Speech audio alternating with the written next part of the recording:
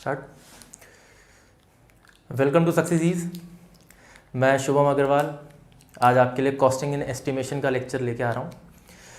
तो आप लोग बहुत दिनों से वेट कर रहे थे, मेरे पास टाइम नहीं था, तो अब थोड़ा सा टाइम हमारे पास है तो शुरू करते हैं इसको।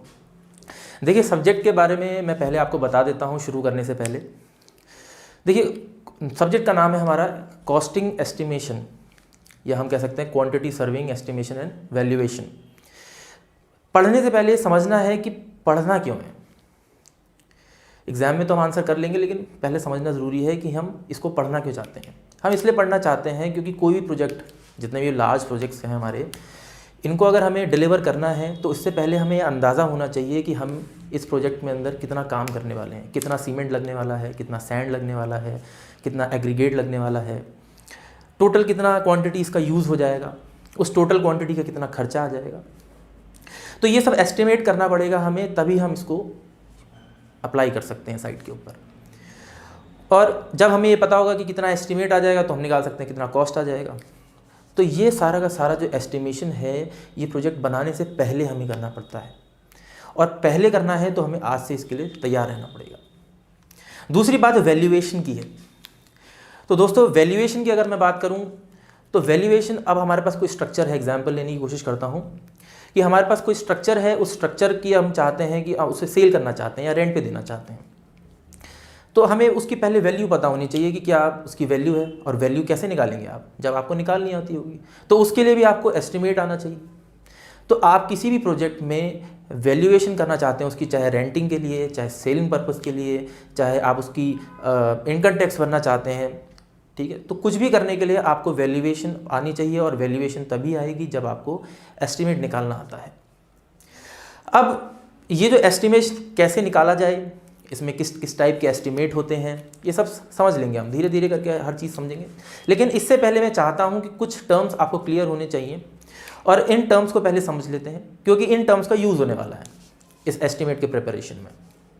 तो सबसे पहला टर्म है हमारे पास प्लॉट एरिया। प्लॉट एरिया, देखिए प्लॉट एरिया कुछ भी नहीं है, सिंपल सी बात है कि हमारे पास एक प्लॉट है। ये मैं मान लेता हूँ कि आपके पास ये प्लॉट था। इस प्लॉट की कुछ लेंथ है, कुछ विड्थ है। तो जो भी इसकी लेंथ है, इसकी विड्थ है, आप इसको मल्टीप्लाई करके आराम से क्या निकाल सकते हैं, इसके प्लॉट का एरिया निकाल सकते हैं। लेकिन ज़रूरी नहीं है कि आप इस पूरे प्लॉट एरिया में क्या बनाएं, पूरा का पूरा घर बना लें। आप ऐसा हो सकता है कि बाउंड्री छोड़ दें, यहाँ पे इतने पर, इतने से एरिया में क्या बना दें, अपना घर बना दें। तो जितने एरिया में आप प्लिंथ लेवल पे घर बनाते हैं, ठीक है, मैंने इतने एरिया में इस घर को बनाया, तो जितने एरिया में मैंने घर बनाया मैं उसे क्या कहता हूँ, प्लिंथ एरिया कहता हूँ। तो मेरे पास दूसरा टर्म है प्लिंथ एरिया। क्लियर है बात।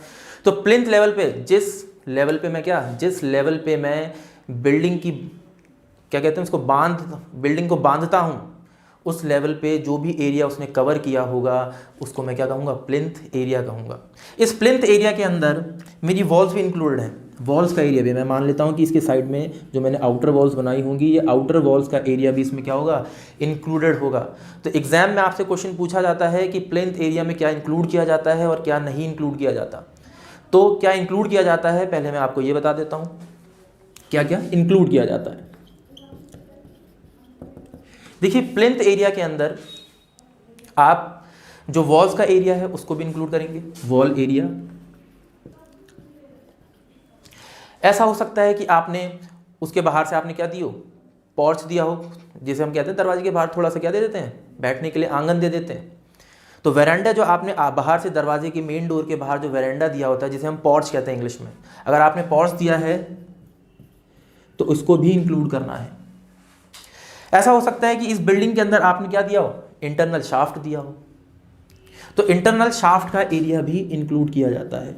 इंटरनल शाफ्ट का एरिया भी इंक्लूड किया जाएगा। लेकिन एक कंडीशन है इसके साथ, और कंडीशन ये है कि इंटरनल शाफ्ट का area less than 2 meter square होना चाहिए।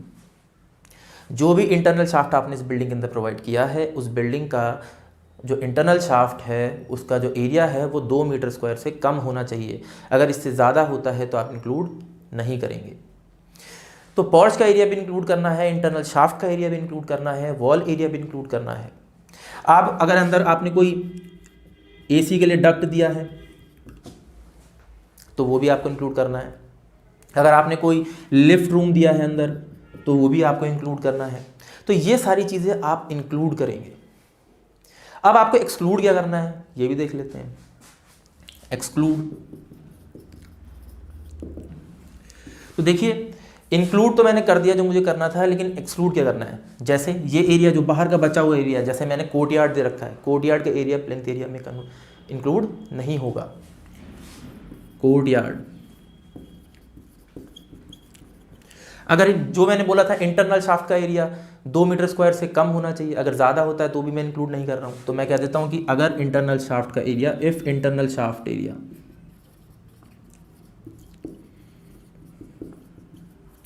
ग्रेटर देन 2 मीटर स्क्वायर है तो भी आप इंक्लूड नहीं करेंगे।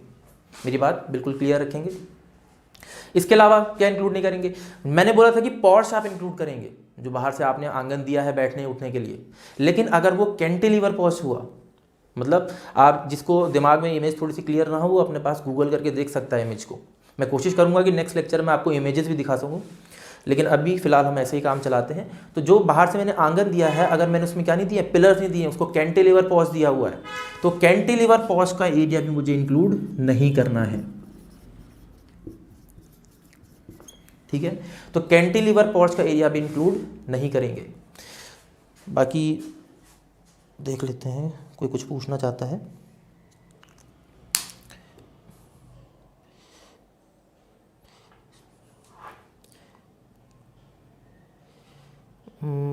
बाकी तो किसी का कोई सवाल नहीं है इसमें।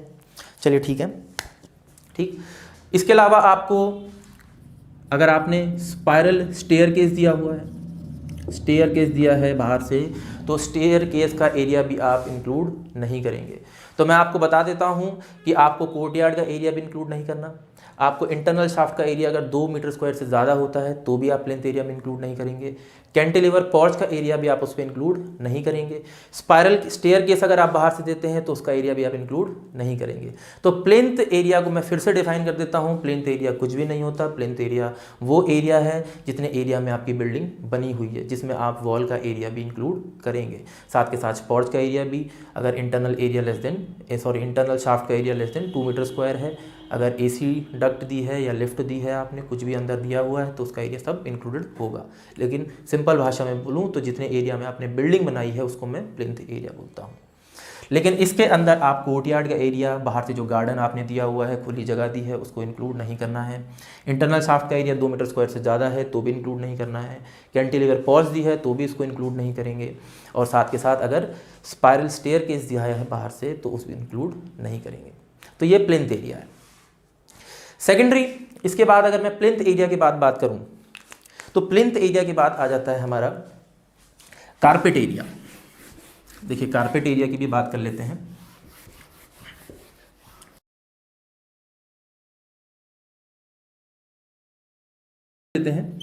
कारपेट एरिया, देखिए कारपेट एरिया कुछ भी नहीं है, वो यूजेबल एरिया है जिसको आप यूज करते हैं, अपने रहने के लिए यूज करते हैं। मतलब usable room area, usable room area. ठीक है, तो रूम एरिया मतलब अब आप देखिए आपके घर के अंदर पेंट्री रूम भी होगा, किचन भी होगा, लिफ्ट भी होगी, वेरेंडा भी होगा।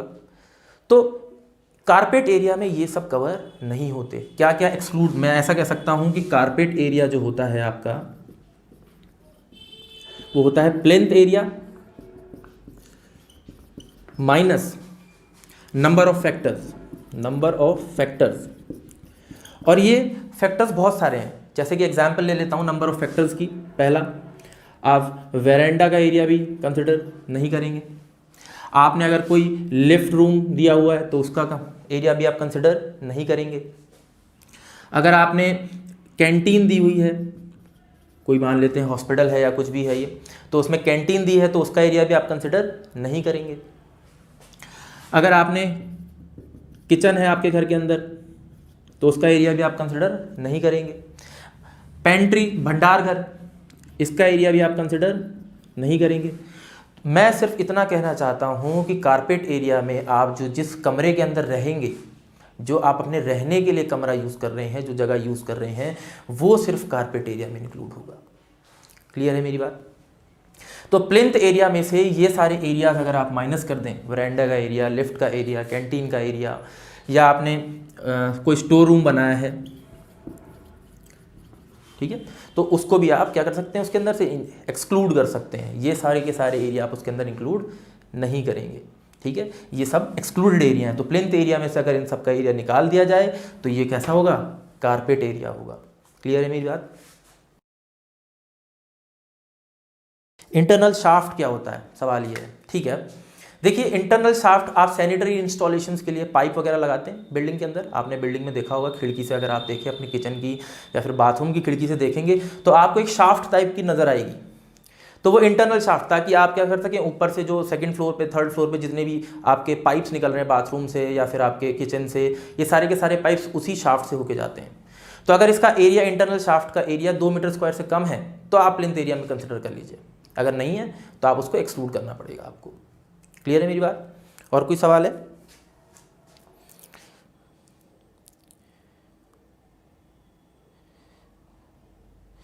और कोई सवाल तो दिख नहीं रहा वैसे। चलिए, मैं होप करता हूं कि आपको कारपेट एरिया भी क्लियर होगा।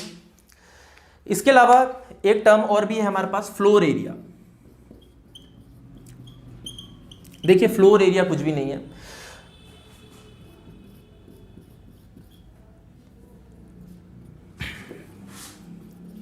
प्लिंथ एरिया में से आप क्या करिए, एरिया ऑफ वॉल्स माइनस कर दीजिए। वॉल का एरिया आप निकाल दीजिए, वॉल का एरिया आप क्या कर दीजिए, निकाल दीजिए, ये फ्लोर एरिया हो जाएगा और कुछ भी नहीं है, ठीक है। तो प्लिंथ एरिया में से ये जो फैक्टर्स मैंने बताए इनको एक्सक्लूड कर देंगे तो आपको कारपेट एरिया मिल जाएगा। और फ्लोर एरिया क्या मिलेगा, जिस आप प्लिंथ एरिया में से क्या कर दीजिए, वॉल्स का एरिया निकाल दीजिए बस, तो आपको फ्लोर एरिया मिल जाएगा। इसके अलावा और भी टर्म्स है हमारे पास, जैसे सेटबैक एरिया। सेटबैक एरिया, देखिए सेटबैक एरिया, अब मैंने क्या करा, मेरे पास ये बाउंड्री थी, ये मेरे प्लॉट की क्या है, बाउंड्री है। मैंने क्या करा, थोड़ी सी जगह छोड़ के उसमें बिल्डिंग बनाई। ये जो जगह मैंने छोड़ी है इसी को मैं सेटबैक एरिया बोलता हूँ। इसके फायदे हैं, फायदे क्या हैं, देखिए एक तो अगर आपके घर के बाहर, एकदम प्लॉट के बाहर रोड है या फिर मैं कह सकता हूँ कोई रिवर है, तो उससे थोड़ी दूरी बन जाएगी, इससे एक्सीडेंट होने के चांसेस कम हो जाएंगे। साथ के साथ आपका वेंटिलेशन घर का बहुत अच्छा होगा, खुली हवा आ सकेगी घर के अंदर, डायरेक्ट सनलाइट आ सकती है। तो सेटबैक एरिया के ये सब फायदे हैं कि डायरेक्ट सनलाइट भी मिलती है, अच्छा वेंटिलेशन मिलता है, एक्सीडेंट से, अगर बगल में रोड है या फिर रिवर है या कुछ भी है ऐसा जिससे एक्सीडेंट होने के चांसेस हैं तो वो भी कम हो जाते हैं ये सब। और आपका जो व्हीकल्स का मूवमेंट है, अगर घर के अंदर आप पार्किंग बनाना चाहते हैं वो भी बना सकते हैं, तो ये सब फायदे हैं। सेटबैक एरिया की अगर मैं बात करूं तो ये डिपेंड करता है कि कितनी हाइट है बिल्डिंग की। हाइट ऑफ द बिल्डिंग, जितनी ज़्यादा हाइट ऑफ द बिल्डिंग होगी उतना ज़्यादा सेटबैक एरिया आपको छोड़ना पड़ेगा। और ये अलग अलग रीजन्स में अलग अलग है, कोई इसकी परफेक्ट वैल्यू नहीं है कि आप इसके लिए कितना छोड़ेंगे, ये अलग अलग रीजन्स में अलग अलग वैल्यू इन्होंने डिफाइन की हुई है। तो आपको देखना पड़ेगा कि आप किस जोन में रहते हैं, उस जोन में आपको उस पर्टिकुलर कितनी राइज ऑफ बिल्डिंग के लिए कितना सेटबैक एरिया आपको छोड़ना पड़ता है, वो आपको देखना पड़ेगा। तो सेटबैक एरिया सिर्फ कुछ क्या है, एक फ्री सर्कुलेटिंग एरिया है जहाँ पे आप आराम से क्या कर सकते हैं, घर के बाहर थोड़ा सा स्पेस छोड़ सकते हैं, उसमें आप पार्किंग बनाइए आराम से, अच्छा वेंटिलेशन रखिए बिल्डिंग का और अच्छी सनलाइट आएगी घर में। इसके अलावा मेरे पास एक और भी है जिसको मैं सर्कुलेशन एरिया बोलता हूँ।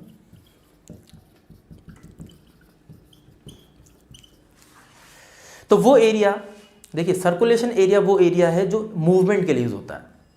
जैसे वेरेंडा का एरिया है, एग्जांपल ले लेता हूँ, वेरेंडा, ये लीजिए वेरेंडा, ठीक। जैसे आपने घर के अंदर गैलरी दी है, पैसेजेस दिए हुए हैं, वो भी क्या है, मूवमेंट के लिए यूज हो रहे हैं।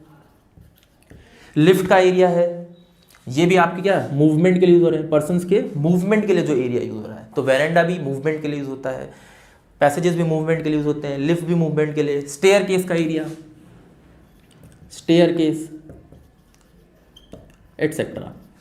तो ये जितने भी एरियाज हैं जो कि मूवमेंट के लिए यूज होते हैं, मैं उनको सर्कुलेशन एरिया बोलता हूँ। जितने जो एरिया में घर के बाहर proper ventilation, sunlight, proper sunlight के लिए छोड़ता हूँ, उसे सेटबैक एरिया बोलता हूँ। प्लिंथ एरिया में से अगर मैं एरिया ऑफ वॉल्स निकाल दूं तो मैं उसे फ्लोर एरिया बोलता हूं। और अगर प्लिंथ एरिया में से मैं ये सारे के सारे फैक्टर्स, पेंट्री का एरिया, किचन का एरिया, कैंटीन का एरिया, लिफ्ट का एरिया, वेरेंडा का एरिया, ये सारे के सारे एरिया निकाल दूं, ठीक है। वेरेंडा के अलावा मैं इसके में बरसाती भी बोल सकता हूँ, जो हम बाहर से बरसाती प्रोवाइड करते हैं, ठीक है। बरसाती का एरिया भी मैं बोल सकता हूँ। तो ये जितने के जितने एरिया हैं जो कि मैं अपने रहने के लिए इस्तेमाल नहीं करता, वो अगर मैं प्लिंथ एरिया में से निकाल देता हूँ तो मुझे कारपेट एरिया मिल जाता है। मेरी बात क्लियर होगी? कोई सवाल है किसी का?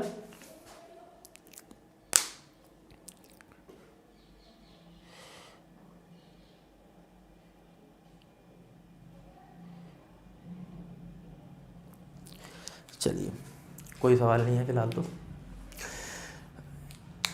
इसके अलावा और भी टर्म्स हैं हमारे पास, ठीक है। कुछ और टर्म्स के बारे में बात करूंगा, इतना क्लियर है।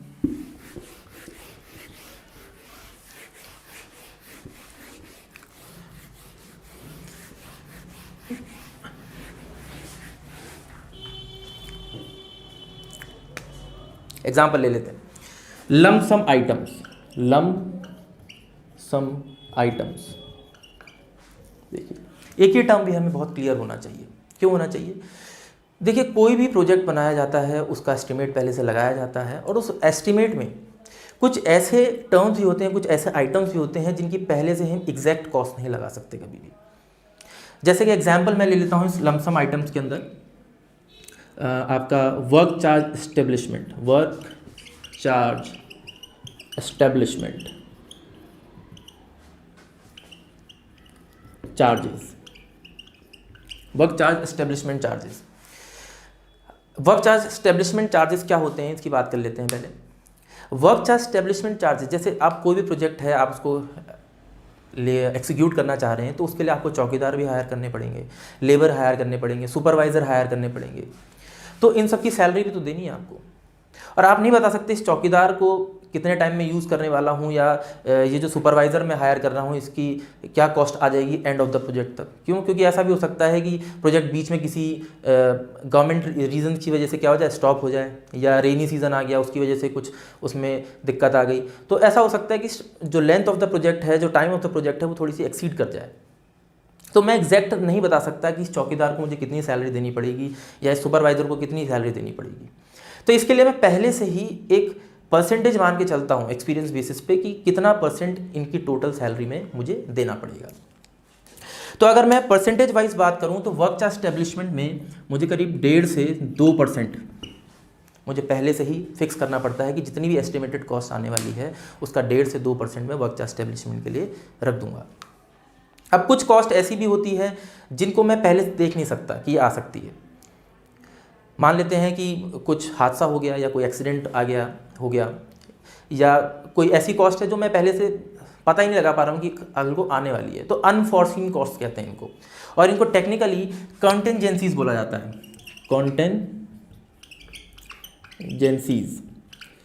कॉन्टेंजेंसीज। तो कॉन्टेंजेंसीज जो अनफॉर्सीन कॉस्ट है, जो आने वाली है, मुझे नहीं पता कितनी आने वाली है, तो मैं इसको भी एक्सपीरियंस बेस पे 3 से 5% पहले से ही जितनी भी कॉस्ट आने वाली है, जितनी भी मैंने अप्रॉक्सीमेट कॉस्ट लगाई है पहले से, उसमें कंटेंजेंसीज का 3 से 5% जोड़ देता हूँ। टोटल एस्टिमेटेड कॉस्ट का 3 से 5% एज अ कंटेंजेंसीज, अनफॉर्सीन कॉस्ट जोड़ देता हूँ, ताकि कल को अगर कोई ऐसी कॉस्ट आ भी जाए जिसका मेरे को पहले से अंदाज़ा नहीं था, तो उसके लिए भी 3 से 5% मैंने पहले से रखा हुआ है।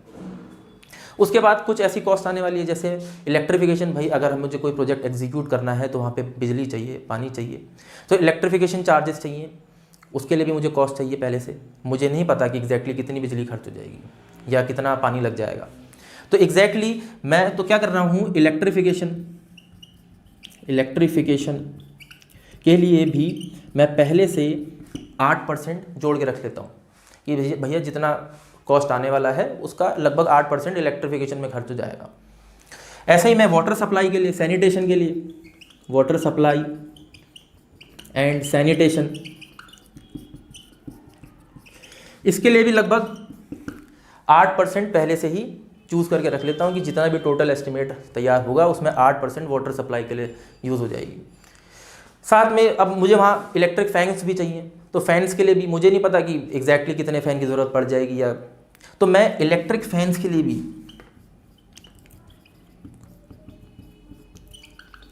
लगभग 4%, तो 4% कॉस्ट मैं इलेक्ट्रिक फैंस के लिए रख लेता हूँ। तो ये सारे के सारे जो आइटम्स हैं जिनकी एग्जैक्ट कॉस्ट मैं नहीं बता सकता पहले से ही, तो उनको मैं क्या बोलता हूँ, लम्प सम आइटम्स बोलता हूँ, लम्प सम आइटम्स। ठीक, जिसमें वर्क चार्ज एस्टेब्लिशमेंट के लिए मैं 1.5 से 2%, कंटेंजेंसीज के लिए 3 से 5%, इलेक्ट्रिफिकेशन के लिए 8%, वाटर सप्लाई एंड सैनिटेशन के लिए 8%, इलेक्ट्रिक फैंस के लिए लगभग अप्रॉक्सीमेट वैल्यूज़ हैं ये सब 4%। क्लियर है? कोई क्वेश्चन?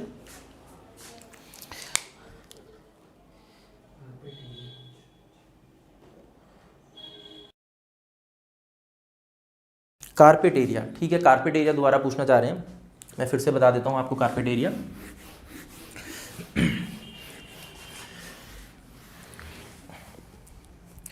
देखिए मैंने बोला था कि ये मेरे पास प्लॉट है, इस प्लॉट में मैंने कुछ इतने एरिया में बिल्डिंग बनाई हुई है। ठीक है, अब इस बिल्डिंग के अंदर मैं क्या कर सकता हूँ भाई, वॉल्स भी दूंगा, अंदर लिफ्ट रूम भी दूंगा, अपने रहने के लिए कमरा भी बनाऊंगा, किचन भी बनाऊंगा, भंडार घर मतलब पेंट्री भी बनाऊंगा, स्टोर रूम भी बनाऊंगा, बहुत सारी चीज़ें बनाऊंगा।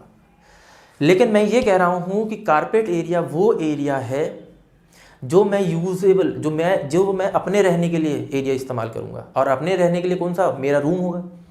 तो मेरे रूम का एरिया, या अब मेरे फैमिली में अगर 4 मेंबर हैं, मेरी बहन है, मैं हूँ, मेरे माता पिता हैं, तो एक में मेरी बहन रहती है, एक में मैं रहता हूँ, एक में मेरे माता पिता रहते हैं, तो 3 कमरे वो जो हमारे रहने के लिए इस्तेमाल हो रहे हैं, तो उनके एरिया को मैं क्या बोलूँगा, कारपेट एरिया बोलूँगा। बाकी का सारा एरिया मैं क्या कर दूंगा, उसमें से एक्सक्लूड कर दूंगा, निकाल दूंगा। ठीक है, तो मैंने प्लिंथ एरिया में ये सारे के एरिया, किचन का एरिया, अंदर जो कैंटीन दी थी या जो एसी डक्ट दिया था, ये सब सारे के सारे इंक्लूड करे थे। मैंने बोला था कि जितने एरिया में पूरी बिल्डिंग बनी है उसको मैं प्लिंथ एरिया बोल रहा हूँ, लेकिन मैं कारपेट एरिया में वो सारे एरिया भी निकाल दे रहा हूँ, उसके सिर्फ किसके अलावा, जितने एरिया में मैं रह रहा हूँ। तो मैंने क्या बोल दिया था, carpet area equals to plinth area minus number of factors बोल दिया था। और उन फैक्टर्स को क्या क्या नाम दिया था कि भाई अगर आपने अंदर वेरांडा रहने के लिए इस्तेमाल थोड़ी करते हैं, वेरांडा तो बैठने के लिए इस्तेमाल करते हैं। ठीक, तो जहाँ पे मैं रहने वाला हूँ, मैं अपने कमरे में रहने वाला हूँ, तो मैं नंबर ऑफ फैक्टर्स को, एग्जांपल जैसे मैं ले रहा हूँ कि वेरांडा का एरिया क्या कर दूंगा, मैं उसके अंदर से निकाल दूंगा। ठीक है, किचन का एरिया क्या कर दूंगा, उसमें से निकाल दूंगा। पेंट्री का एरिया क्या कर दूंगा, उसके अंदर से निकाल दूंगा। पेंट्री का मतलब हिंदी में भंडार घर। क्लियर है? ठीक, अंदर उसके अलावा मैं क्या प्रोवाइड कर सकता हूँ, जो डक्ट्स होंगी, एसी डक्ट हैं, एसी डक्ट में थोड़ी रहूँगा मैं, तो एसी डक्ट का एरिया क्या कर दूंगा, निकाल दूंगा। लिफ्ट का एरिया क्या होगा, निकाल दूंगा, क्यों, लिफ्ट में भी मैं नहीं रहने वाला हूँ। क्लियर है? तो ये सारे के सारे एरिया में क्या कर दूंगा, उसके अंदर से एक्सक्लूड कर दूंगा। बाहर से मैंने बरसाती दी, बरसाती के नीचे थोड़ी रहने वाला हूँ मैं, तो उसका एरिया में क्या कर दूंगा, निकाल दूंगा। तो ये सारे के सारे एरिया में प्लिंथ एरिया के अंदर से क्या कर दूं, निकाल दूं, तो मुझे जो बचा हुआ एरिया मिलेगा, कौन सा मिलेगा, जिसमें मैं रहने वाला हूँ। वो एरिया जिसमें मैं रहने वाला हूँ उसको मैं क्या बोलता हूँ, carpet area, usable area, living area. ठीक है, वो क्या है, मेरा कारपेट एरिया है। और कोई सवाल?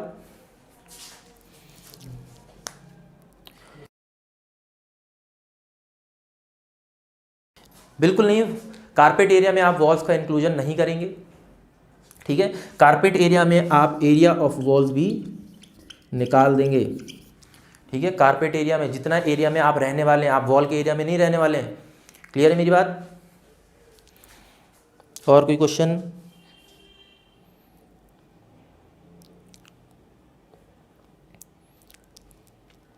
ठीक है, इसके बाद ये कुछ टर्म्स है जो कि आपको क्लियर है मेरे हिसाब से।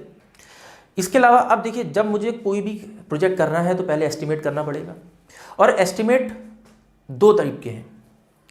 एक अप्रॉक्सीमेट है, लगभग कि कितनी कॉस्ट आ जाएगी, और एक डिटेल्ड एस्टिमेट कि मुझे परफेक्ट एक एस्टिमेट निकाल लेना है कि जी हाँ इसमें इतना कॉस्ट आने वाला है। वो भी मेरे पास ट्रू वैल्यू के बहुत ही पास की वैल्यू होगी, एग्जैक्टली तो नहीं बता सकता, लेकिन डिटेल्ड एस्टिमेट ये है कि हाँ एक अच्छी खासी वैल्यू मुझे मिल जाती है। लेकिन देखते हैं इसको कैसे। लेकिन ये एस्टिमेट प्रिपेयर करने से पहले सबसे पहले मैं क्या करना है, मैंने एक लगभग कॉस्ट निकालनी, अप्रॉक्सीमेट कॉस्ट निकालनी पड़ेगी।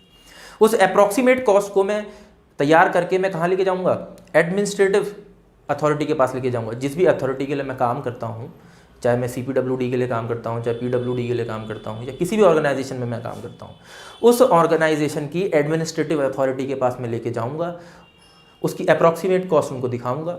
फिर वो जज करेंगे कि मैं इस कॉस्ट को, या ये कॉस्ट मेरे पास है, इतने फंड मेरे पास हैं कि मैं इसमें अप्लाई कर सकता हूँ, नहीं कर सकता हूँ, क्या ये प्रोजेक्ट फीजिबल है कि हम इसे कर सकते हैं, नहीं कर सकते हैं।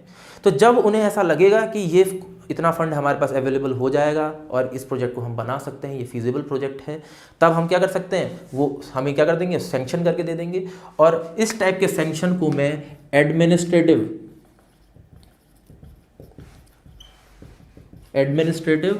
सैंक्शन बोलता हूँ। तो सबसे पहले आप क्या करते हैं, जब भी कोई प्रोजेक्ट लेके आते हैं तो आप एडमिनिस्ट्रेटिव सैंक्शन कराते हैं, और उसके अंदर आप कैसी कॉस्ट प्रिपेयर करते हैं, उसकी अप्रॉक्सीमेट कॉस्ट करते हैं, अप्रॉक्स एस्टिमेट निकाला जाता है उसका। पहले अप्रॉक्स एस्टिमेट दिया जाता है, उस अप्रॉक्स एस्टिमेट के बिहाफ पे जो आपका एडमिनिस्ट्रेटिव सैंक्शन है वो आपको सैंक्शन करके देता है कि आप इसको बढ़ा सकते हैं, आगे नहीं बढ़ा सकते।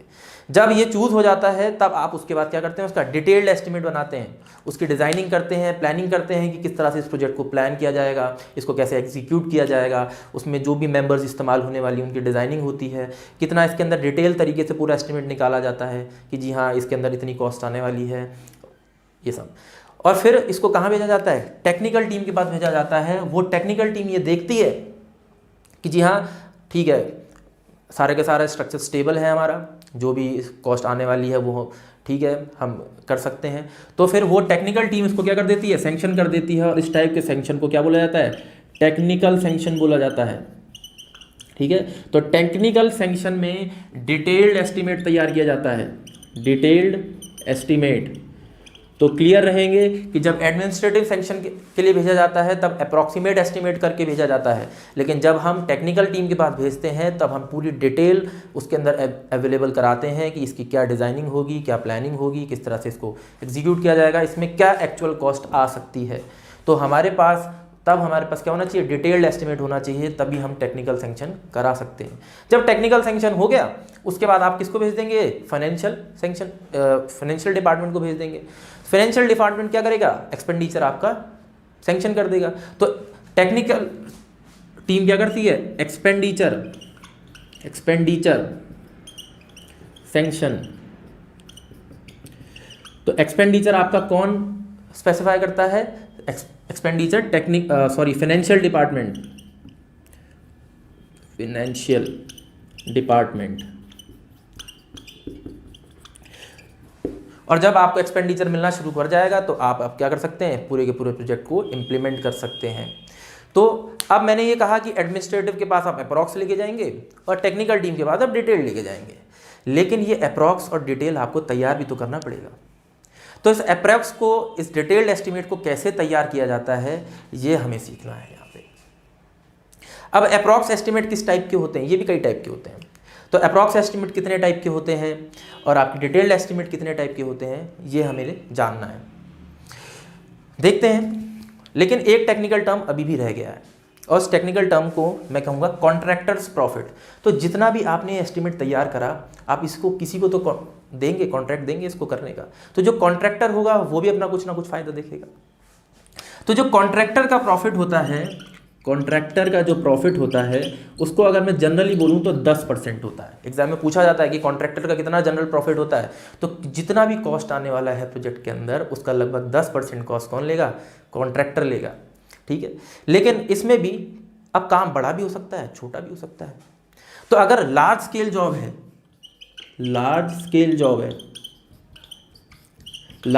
जॉब तो वो 8% लेता है, उसका जो भी एस्टिमेटेड कॉस्ट होती है उसका 8% लेता है। लेकिन अगर यही काम क्या हो, छोटा मोटा काम हो, ठीक, स्मॉल स्केल जॉब हो अगर, तो वो 15% चार्ज करता है। तो जनरली 10% लेता है, लेकिन अगर बहुत ज़्यादा काम हो, बड़ा काम हो तो 8% और छोटा काम हो तो 15%। तो कॉन्ट्रैक्टर का कितना प्रॉफिट होता है किसी भी एस्टिमेट के अंदर, ये आप बहुत क्लियरली जानते हैं।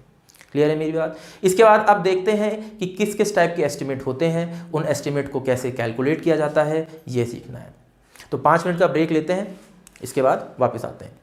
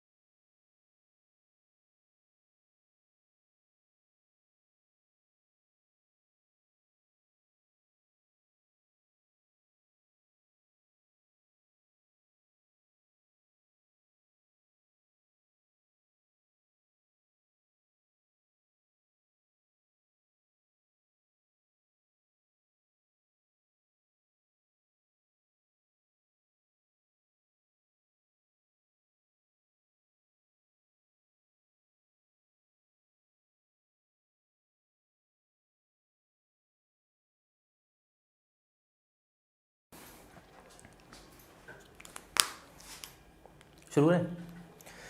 Welcome back. ठीक है, देखिए अब एस्टिमेट जानना है हमें कि एस्टिमेट कितने टाइप, दो टाइप का है, अप्रॉक्सीमेट और डिटेल्ड एस्टिमेट। लेकिन देखिए बहुत लोगों को ऐसा लगता है कि जो एस्टिमेट है वो कुछ नहीं है, आपने एक ज़मीन खरीद ली, कॉस्ट ऑफ लैंड मिल गई, जो भी कॉस्ट देनी थी, एक थोड़े बहुत लेबर हायर कर लिए और मटेरियल ले आए और एक कॉन्ट्रैक्टर ले आए, उसको खड़ा कर दिया, उसने बना दी पूरी बिल्डिंग और एस्टिमेट तैयार हो गया। लेकिन ऐसा नहीं है। एस्टिमेट जो है, अगर मैं बात करूं, कई सारी चीज़ों से मिल के बनाए एस्टिमेट। ठीक है, देखिए कॉस्ट ऑफ लैंड जो है, कॉस्ट ऑफ लैंड, इस कॉस्ट ऑफ लैंड में भी कई टाइप की कॉस्ट है। पहली कॉस्ट जो कि एक्चुअल कॉस्ट है आपकी लैंड की, जो एक्चुअल कॉस्ट है, एक्चुअल कॉस्ट ऑफ लैंड। ठीक, इसके अलावा भाई अगर जिससे आपने खरीदी होगी, किसी ब्रोकर के थ्रू खरीदी हो सकती है, ऐसा भी हो सकता है, तो ब्रोकर को भी तो चार्ज दो, तो ब्रोकरेज चार्ज लिख देता हूँ, इफ एनी। अगर आपने ब्रोकर के थ्रू खरीदी है तो साथ में, अब भाई खरीदोगे तो लीगल डीड्स भी तो पूरी कराओगे, अपने नाम भी तो कराओगे, तो लीगल डीड्स लगेंगी, उसमें पैसा लगेगा भाई, अपने नाम कराने में भी तो लगेगा, रजिस्ट्री कराओगे उसकी, तो लीगल डीड्स एंड डॉक्यूमेंटेशन में पैसा लगेगा। क्लियर है? लीगल डीड्स एंड डॉक्यूमेंटेशन में पैसा लगेगा, साथ में सर्वेइंग भी तो कराओगे, तो सर्वे कराने में भी कॉस्ट लगेगी। क्यों? क्योंकि आपको अगर उसके ऊपर स्ट्रक्चर बनाना है तो पहले लैंड का सर्वे भी तो कराना पड़ेगा, तो लैंड का सर्वे करा लिया तो सर्वेइंग कॉस्ट भी लगी, तो सर्वेइंग कॉस्ट आपकी कॉस्ट ऑफ लैंड में ही आ जाती है, सर्वेइंग कॉस्ट ऑफ लैंड। तो इतनी कॉस्ट है तो सिर्फ किस में? कॉस्ट ऑफ लैंड में। इसके बाद हमने पहले भी बात करी है कि कुछ अनफॉरसीन चार्जेस आ जाते हैं, जैसे जिसको हम क्या कह रहे थे, कंटेंजेंसीज बोल रहे थे, तो कंटेंजेंसीज का भी तो मिलाना पड़ेगा, क्योंकि जब पूरा एस्टिमेट तैयार करोगे आपको पता ही नहीं है कि आने वाले समय में कुछ ऐसा भी हो सकता है कि कुछ ऐसी कॉस्ट आ जाए जो हमने अभी अंदाजा ही नहीं लगाया, तो कंटेंजेंसीज भी ऐड करनी पड़ेगी। कंटेंजेंसीज 3 से 5% लिख देता हूँ यहाँ पे। क्लियर है? उसके बाद आपको ऐसा भी हो सकता है कि आपको क्या हो भाई, अगर आपको प्रोजेक्ट बनवाना है तो पहले परमिशन लेनी पड़ेगी डिपार्टमेंट से, एनओसी लेने पड़ेंगे कि हाँ इस टाइप की बिल्डिंग इन्वायरमेंट के लिए कोई खतरा नहीं है, तो लीगल एक्सपेंसेस आपके लगेंगे थोड़े बहुत, लीगल एक्सपेंसेस, तो उसमें पैसा लगेगा। उसके बाद कॉस्ट, भाई स्ट्रक्चर बना रहे हो तो स्ट्रक्चर बनाने में भी तो पैसा लगेगा, तो कॉस्ट ऑफ स्ट्रक्चर भी तो आएगी, कॉस्ट ऑफ स्ट्रक्चर। लेकिन ये कॉस्ट ऑफ स्ट्रक्चर जो है, ये सिर्फ कॉस्ट ऑफ स्ट्रक्चर नहीं है, इसमें भी तो कई टाइप के कॉस्ट हैं। जैसे पहले कॉस्ट ऑफ स्ट्रक्चर में भी मटेरियल लेके आओगे उसके लिए, तो कॉस्ट ऑफ मटेरियल हो गई, कॉस्ट ऑफ मटेरियल। इसके अलावा लेबर लेके आओगे बनवाने के लिए, तो कॉस्ट ऑफ लेबर। साथ में भाई आप इंजीनियर हो, अपना पैसा भी तो लोगे, तो कॉस्ट ऑफ इंजीनियर्स की फीस भी तो लगेगी, तो इंजीनियर्स फी। अब इंजीनियर्स भी 2 टाइप की फी लेते हैं, आप भी 2 टाइप की फी ले सकते हो। पहली कि भाई डिज़ाइन करोगे, प्लानिंग करोगे, एग्जीक्यूशन करोगे, उसका पैसा लोगे, और दूसरा एक टाइप का इंजीनियर है जो कि सिर्फ क्या, सुपरविजन का पैसा लेता है, कि भाई काम सही से हो रहा है, आपने तो डिज़ाइन करके दे दिया, लेकिन साइट पे काम सही से हो रहा है नहीं हो रहा है वो भी तो चेक करने जाना पड़ेगा, तो सुपरविजन का पैसा अलग लगेगा और डिज़ाइनिंग और प्लानिंग का अलग लगेगा। तो मैं इंजीनियर्स फी को 2 पार्ट में डिवाइड कर देता हूँ, एक डिज़ाइन एंड प्लानिंग और दूसरा सुपरविजन। सुपरविजन चार्ज भी लोगे। क्लियर है बात? इसके अलावा एक कॉस्ट और भी आ सकती है,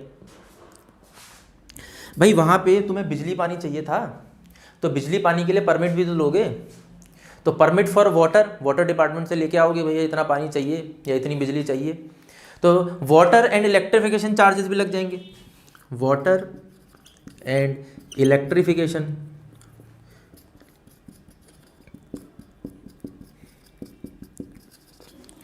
तो ये सारी की सारी कॉस्ट इंक्लूड होती है एक एस्टिमेट के अंदर। तो तो मेनली मैं इसको 4 पार्ट में डिवाइड कर सकता हूँ, एक कॉस्ट ऑफ लैंड में, एक कंटेंजेंसीज में, एक लीगल एक्सपेंसेस में और एक कॉस्ट ऑफ स्ट्रक्चर में। अब इस लैंड के अंदर और स्ट्रक्चर के अंदर कई सारी कॉस्ट हैं, और ये सारी की सारी कॉस्ट कौन सी है जी? लैंड के अंदर कौन सी आ रही है? एक्चुअल जो कॉस्ट है लैंड की, उसके बाद ब्रोकरेज, उसके बाद लीगल एक्सपेंसेस, भाई अपने नाम करा रहे हो, जो भी करा रहे हो, डॉक्यूमेंटेशन करा रहे हो, उसके बाद सर्वेइंग करा रहे हो, तो ये सारी की सारी कॉस्ट ऑफ लैंड में आ गई है ये। इसके बाद स्ट्रक्चर में भी हमारी कई टाइप की, एक कॉस्ट ऑफ मटेरियल, एक कॉस्ट ऑफ लेबर, एक इंजीनियर्स की फ़ी, और दूसरा कि आपको वाटर और इलेक्ट्रिफिकेशन के लिए परमिट लेना पड़ेंगे, तो कई टाइप के परमिट हैं उनकी, जो इलेक्ट्रिफिकेशन और वाटर के जो आपके पैसा लगने वाला है, तो उसके चार्जेस का पैसा जो भी होगा वो सारा का सारा आपको एस्टिमेट के अंदर इंक्लूड करना पड़ेगा। तो ये सारी की सारी कॉस्ट आपको इंक्लूड करनी पड़ती है at the time of preparing the estimate. तो अब सवाल ये है कि एग्जाम में क्वेश्चन क्या आता है? क्वेश्चन ये आता है कि मुझे ये बता दीजिए कि एस्टिमेट क्या होता है। 4 ऑप्शन देगा, उसमें आपको एक ही ऑप्शन ढूंढना है बस, और वो ऑप्शन होगा estimate is nothing but it is the probable cost of the structure before its construction.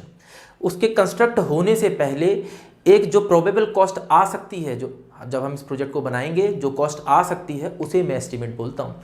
तो जब मैं एस्टिमेट निकालता हूँ तो मैं ये नहीं कहता हूँ कि 2 करोड़ अगर पैसे लगने वाले हैं या 500 करोड़ लगने वाले हैं तो एग्जैक्ट 500 करोड़ ही लगेंगे। 500 करोड़ के आसपास लग जाएंगे, ये कम भी हो सकते हैं और ये ज़्यादा भी हो सकते हैं, लेकिन एक अंदाज़ा है कि 500 करोड़ तो लग ही जाएंगे। ठीक है, तो एस्टिमेट कुछ भी नहीं है, एक probable cost of the structure है। इस टर्म को याद रखेंगे कि एस्टिमेट क्या है? Probable cost. आपको यही वाला ऑप्शन ढूंढना है जो प्रोबेबल कॉस्ट वाला है। क्लियर है मेरी बात? अब मैं पहले बात कर रहा था कि जो एस्टिमेट है 2 टाइप का है, एक अप्रॉक्सीमेट और एक डिटेल्ड। अप्रॉक्सीमेट एस्टिमेट क्या होता है समझने की कोशिश करते हैं।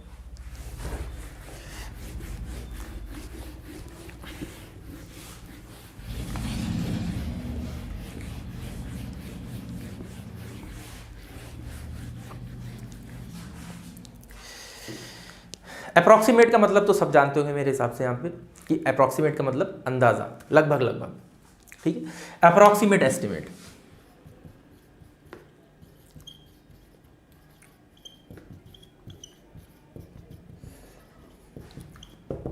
सवाल किसी का कुछ?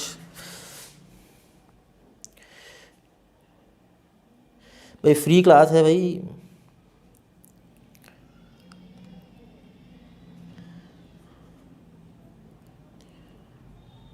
हाँ, ब्रोकरेज मीन्स एजेंट। भाई ब्रोकरेज एजेंट लेके आओगे, ब्रोकर कहते हैं उसे।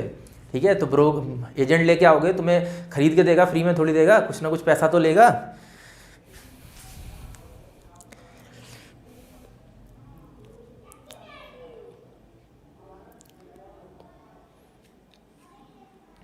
हाँ बिल्कुल, आप चिंता मत करिए, क्लासेस बिल्कुल कंटिन्यू रहेंगी, आपको कोई दिक्कत नहीं आएगी। आपको सब्जेक्ट पढ़ाएंगे, उसके बाद कुछ करेंगे। क्लियर है? चलिए अब बात कर लेते हैं अप्रॉक्सीमेट एस्टिमेट की। तो अप्रॉक्सीमेट एस्टिमेट जो है, पहला टाइप का जो है वो होता है प्लिंथ एरिया एस्टिमेट। इसमें पहला टाइप का एस्टिमेट है प्लिंथ एरिया एस्टिमेट। तो प्लिंथ एरिया क्या होता है आपको पता है, इसीलिए मैं पहले प्लिंथ एरिया आपको बता चुका हूँ। तो प्लिंथ एरिया जो भी है उस स्ट्रक्चर का, जो भी आप स्ट्रक्चर बनाने वाले हैं उसका जो भी प्लिंथ एरिया आने वाला है वो तो आप पता है, क्योंकि आप स्ट्रक्चर बनाओगे, आप डिसाइड करोगे कितने एरिया में स्ट्रक्चर बनाना है। तो प्लिंथ एरिया आपको पता है। अब मैं मान लेता हूँ कि आप जो स्ट्रक्चर बना रहे हैं वो मान लेते हैं दिल्ली के साकेत में बना रहे हैं। अब साकेत में जो लेबर की कॉस्ट है, ऐसा ज़रूरी नहीं है कि आप लखनऊ चले जाएं तो लखनऊ में भी लेबर की कॉस्ट वही है। एक दिन का अगर वो कुछ पैसा लेता है, फॉर एग्जांपल मैं 1000 रुपये मान लेता हूँ, तो दिल्ली में भी 1000 ही लेगा, अलग हो सकता है। और आपको पता है कॉस्ट ऑफ लेबर एस्टिमेट में इंक्लूड होती है। दूसरी बात कि मटेरियल, अगर मैं मान लेता हूँ कि सीमेंट यहाँ पे 50 रुपये के रेट से चल रहा है, तो ज़रूरी नहीं है कि लखनऊ में भी 50 रेट के हिसाब से चले।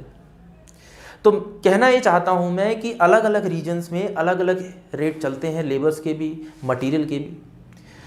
अब अगर लेबर के और मटेरियल के रेट अलग हैं तो उसको स्ट्रक्चर को बनाने के लिए भी अलग अलग एरिया में अलग अलग कॉस्ट आएगी। तो मैं ये कह रहा हूँ कि जिस भी एरिया में अगर आप क्या बना रहे हैं, स्ट्रक्चर बनाने जा रहे हैं, उस स्ट्रक्चर का वहाँ पे जो प्लिंथ एरिया रेट है वो आपको पता होना चाहिए। अगर वो आपको पता है तभी आप प्लिंथ एरिया एस्टिमेट कर सकते हैं। तो पहली कंडीशन है ये कि जिस भी एरिया में आप स्ट्रक्चर बना रहे हैं उस एरिया का प्लिंथ एरिया रेट आपको पता होना चाहिए, रेट पर मीटर स्क्वायर। ठीक है, एरिया मीटर स्क्वायर, मतलब कि जो भी रेट है उस एरिया में, रेट पर plinth area, in metre square कह देता हूँ, रेट पर मीटर स्क्वायर। ठीक है, अब मैं मान लेता हूँ कि ये दिल्ली के साकेत में मैं बना रहा था, दिल्ली के साकेत में मैंने मान लिया कि मैं 10 मीटर स्क्वायर के एरिया में बिल्डिंग बना रहा हूँ, छोटा सी वैल्यू को मान के चलते हैं, समझने में आसानी होगी।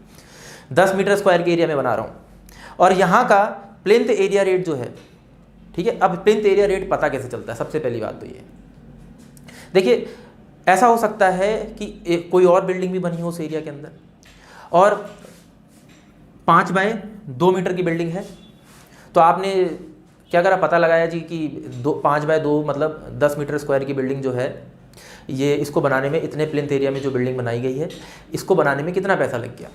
तो उन्होंने कहा जी मेरा तो 1 करोड़ रुपए लग गया जी। तो आपने कहा जी अगर इनका 10 मीटर स्क्वायर के एरिया में बिल्डिंग बनाने का पैसा 1 करोड़ रुपये लग रहा है, तो मेरा भी लमसम लगभग 1 करोड़ के लगभग ही लगना चाहिए।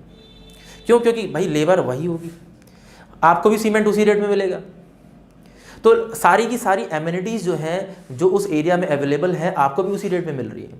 अगर आप सस्ते में ले सकते हो तो ले लेना, लेकिन फ़िलहाल के मैं यही मान के चल रहा हूँ। तो भाई उसका 1 करोड़ रुपये लग रहा है, तो आप भी मान के चलो कि भाई इतने एरिया में अगर मैं बिल्डिंग बनाऊँगा तो लगभग इतना ही पैसा मेरा भी लगने वाला है। तो मैंने उसके हिसाब से निकाल लिया कि जी 1 मीटर स्क्वायर में कितना पैसा लग जाएगा। 10 मीटर स्क्वायर में 1 करोड़ रुपये लग रहा है, ठीक है, मतलब 100 लाख रुपए लग रहे हैं, तो 1 मीटर स्क्वायर में आप निकाल सकते हो। और 1 मीटर स्क्वायर का पता चल गया। अब आप 200 मीटर स्क्वायर में बनाना चाहो, 500 मीटर स्क्वायर में बिल्डिंग बनाना चाहो, तो आप मल्टीप्लाई कर लेना। मतलब प्लिंथ एरिया एस्टिमेट क्या होगा? प्लिंथ एरिया एस्टिमेट क्या होगा भाई? एरिया, या फिर मैं कह सकता हूँ plinth area of the building जो भी आप बनाने जा रहे हैं, multiply by rate per unit plinth area in that region. उस रीजन में पर यूनिट एरिया क्या रेट चल रहा है बनाने का, क्या लगभग पैसा लग जा रहा है, और जितने एरिया में आप बिल्डिंग बना रहे हैं उससे मल्टीप्लाई कर लीजिए। देखिए इससे आपको एग्जैक्ट वैल्यू नहीं मिलेगी, तभी इसका नाम अप्रॉक्सीमेट एस्टिमेट है। एग्जैक्ट वैल्यू नहीं मिल रही है, लेकिन आपको अंदाजा लग जा रहा है कि जी हाँ इतना पैसा लग सकता है। अब प्लिंथ एरिया एस्टिमेट आपको पता चल गया। इसके अलावा एक दूसरा तरीका भी है जो इससे थोड़ा सा अच्छा है, समझने की कोशिश करते हैं। कोई क्वेश्चन है?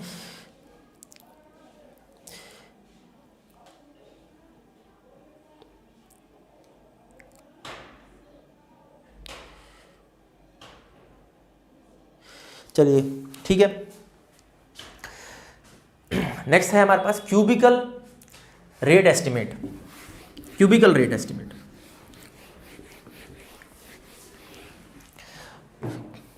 या क्यूबिकल कंटेंट भी बोला जाता है। Cubical content estimate. देखिए पिछली बार आपने क्या करा इसमें और पिछली बार में ये अंतर है कि पिछली बार आपने क्या करा था कि आपने एरिया कंसिडर करा था, लेकिन भाई ऐसा भी तो हो सकता है उसने उतने ही एरिया में 5 माले की बिल्डिंग बनाई हो, 5 स्टोरी बिल्डिंग बनाई हो, और आप 2 स्टोरी की बनाना चाहते हैं, या उसने 2 स्टोरी की बनाई हो और आप 5 स्टोरी की बनाना चाहते हैं, तो उसमें तो दिक्कत आ जाएगी। क्यों? क्योंकि उसने एरिया तो इतना ही इस्तेमाल करा, लेकिन बिल्डिंग की हाइट तो ज़्यादा होगी, बिल्डिंग की हाइट ज़्यादा होगी तो मटेरियल भी तो ज़्यादा लग गया, कॉस्ट ऑफ लेबर भी तो ज़्यादा आ गई, तो उसमें भी तो दिक्कत है।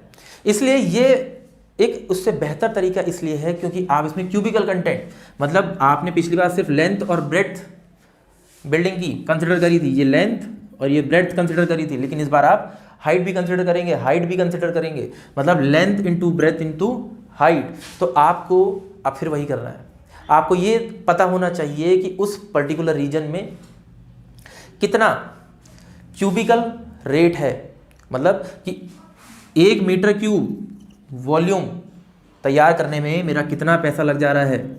अगर मुझे ये पता चल जाए तो इस बार मैंने हाइट भी कंसिडर कर ली। जब मेरे को हाइट भी पता चल गई तो पहले से थोड़ा अच्छा तरीका है कि अब मैं क्या कर सकता हूँ, क्यूबिक कंटेंट्स में काम कर सकता हूँ। तो अगर मुझे ये पता, पिछली बार मैं मान लेता हूँ 10 मीटर क्यूब, उसने 10 मीटर क्यूब में 1 करोड़ रुपये लगाया, आप 200 मीटर क्यूब का काम करना चाहते हैं फिर से, तो आप 1 मीटर क्यूब का निकाल लीजिए और फिर उसकी मदद से क्या निकाल सकते हैं आप, 200 मीटर क्यूब का निकाल सकते हैं। तो मैं क्या कह सकता हूं कि क्यूबिकल कंटेंट एस्टिमेट क्या होता है?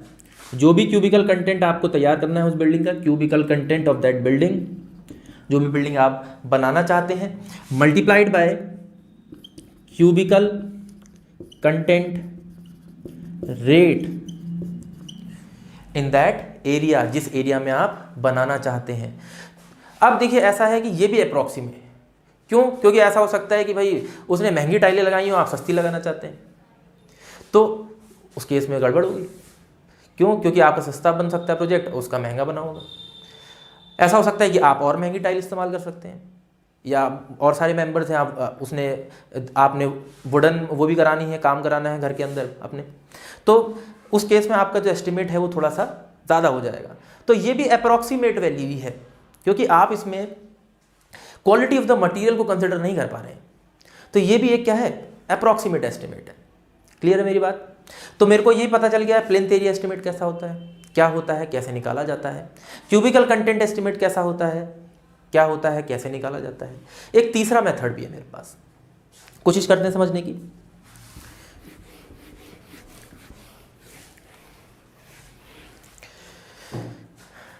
थर्ड है टिपिकल बे मेथड। टिपिकल बे मेथड। देखिए टिपिकल बे मेथड जो है, बे का मतलब समझते हैं पहले, तो उसके बाद समझेंगे इस मेथड को। जैसे फैक्ट्रीज वगैरह में आप जाते होंगे, फैक्ट्रीज में क्या होता है कि हम कॉलम्स वगैरह तैयार करते हैं, कई सारे पिलर्स तैयार करते हैं, उसके बीच में कोई टेम्पररी आप वॉल लगा देते हैं, कुछ भी लगा देते हैं, और उसके ऊपर शेड लगा देते हैं।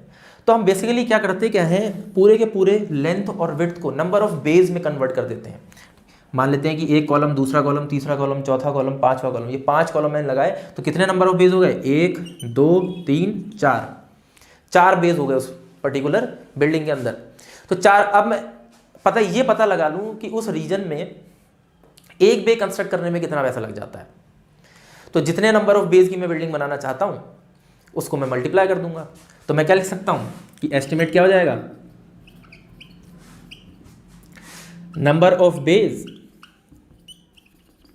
Multiply by rate of 1 bay. एक बे कंस्ट्रक्ट करने में कितना पैसा लग रहा है। अब ऐसा हो सकता है कि भाई उसने सस्ता मटेरियल इस्तेमाल करके बे बनाया हो, आप महंगा मटेरियल इस्तेमाल करके बे बनाना चाहते हैं, तो उस केस में भी कैसी रह गई है? अप्रॉक्सीमेट कॉस्ट ही रह गई, एग्जैक्ट कॉस्ट नहीं है। तो ये सारे के सारे मेथड हैं जिसकी मदद से आप क्या कर सकते हैं, एक अंदाज़ा लगा सकते हैं, और इसके बाद क्या कर सकते हैं, आप एडमिनिस्ट्रेटिव सैंक्शन के पास चले जाएंगे और बता देंगे जी इसमें लगभग कितना पैसा लग सकता है। वो देखेंगे भाई फिजिबिलिटी और सैंक्शन कर देंगे। अगर फिजिबल होगा तो सैंक्शन हो जाएगा प्रोजेक्ट। उसके बाद आप क्या कर सकते हैं, इसको प्रॉपर डिटेल में तैयार कर सकते हैं और टेक्निकल सैंक्शन के लिए भेज सकते हैं। तो मतलब इसका मतलब ये है कि इसको प्रिपेयर करने के बाद मुझे क्या तैयार करना पड़ेगा, डिटेल्ड एस्टिमेट भी तैयार करना पड़ेगा। तो समझते हैं कि डिटेल्ड एस्टिमेट कैसे तैयार करेंगे। इसमें किसी का कोई क्वेश्चन है?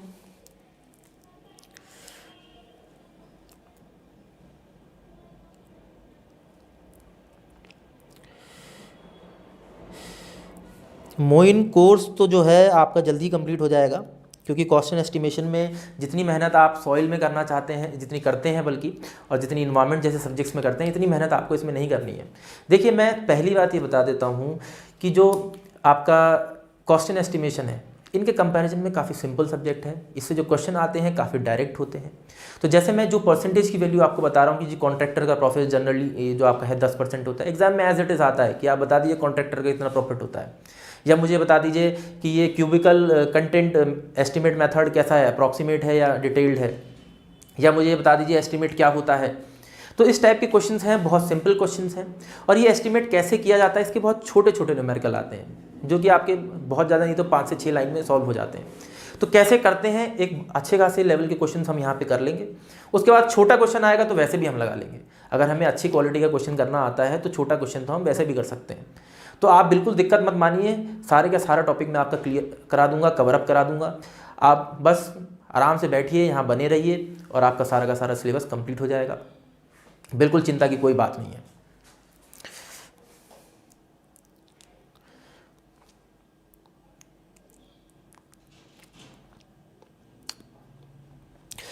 किसी का पूछने का मतलब है कि कोर्टयार्ड एरिया क्या होता है। कोर्ट यार्ड एरिया, अरे भाई बाहर गार्डन बनाओगे, गार्डन को कोर्ट यार्ड बोलते हैं भैया, ठीक है। तो कोर्ट यार्ड एरिया, जो बाहर से आप गार्डन का एरिया बनाते हैं उसको कोर्ट यार्ड एरिया बोलते हैं।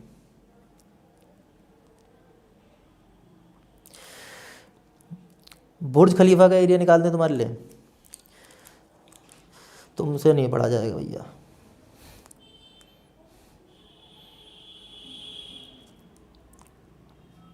चलिए ठीक है, इसके बाद डिटेल की बात करनी है, डिटेल की बात नेक्स्ट लेक्चर में करते हैं। अभी के लिए, आज के लिए इतना काफ़ी है। Thank you.